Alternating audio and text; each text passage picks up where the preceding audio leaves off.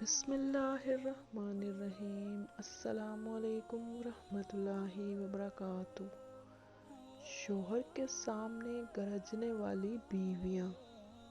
حضرت نعمان بن بشیر کہتے ہیں کہ ایک دن حضرت ابوبکر صدیق نے نبی کریم صلی اللہ علیہ وسلم کی خدمت میں حاضر ہونے کے لیے دروازے پر کھڑے ہو کر آپ صلی اللہ علیہ وسلم سے گھر آنے کی اجازت طلب کی۔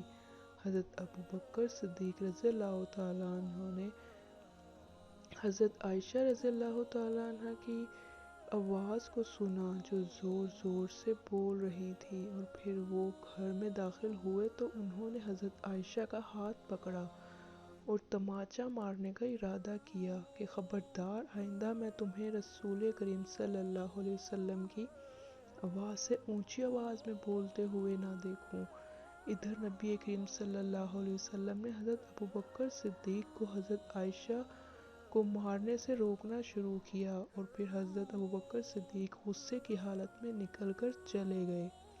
نبی کریم صلی اللہ علیہ وسلم نے حضرت صدیق کے چلے جانے کے بعد حضرت عائشہ سے فرمایا، تم نے دیکھا میں نے تمہیں اس آدمی کے ہاتھ سے کس طرح بچا لیا۔ حضرت عائشہ کہتی ہیں کہ اس کے بعد حضرت ابوبکر مجھ سے خفگی کی بنا پر نبی کریم صلی اللہ علیہ وسلم سے شرمندگی کی وجہ سے کئی دن تک نبی کریم صلی اللہ علیہ وسلم کی خدمت میں نہیں آئے، اور پھر ایک دن انہوں نے دروازے پر حاضر ہو کر اندر آنے کی اجازت مانگی، اور اندر آئے تو دیکھا کہ دونوں نبی کریم صلی اللہ علیہ وسلم اور عائشہ صلح کی حالت میں ہیں۔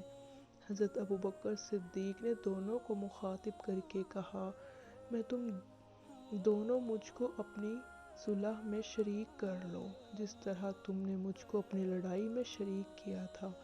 نبی کریم صلی اللہ علیہ وسلم نے سن کر فرمایا، بے شک ہم نے ایسا ہی کیا، بے شک ہم نے ایسا ہی کیا، یعنی تمہیں اپنی صلح میں شریک کر لیا۔ حضرت عائشہ کو ان کے والد حضرت صدیق نے نبی کریم صلی اللہ علیہ وسلم کے سامنے بلند آواز سے بولنے پر سخت تنبیہ فرمائی۔ یوں تو عام مومنوں کو نبی کریم صلی اللہ علیہ وسلم کے سامنے بلند آواز سے بولنے کی سخت ممانعت کر دی گئی تھی۔ ترجمہ: اپنی آواز حضور کریم صلی اللہ علیہ وسلم کی آواز پر بلند نہ کرو۔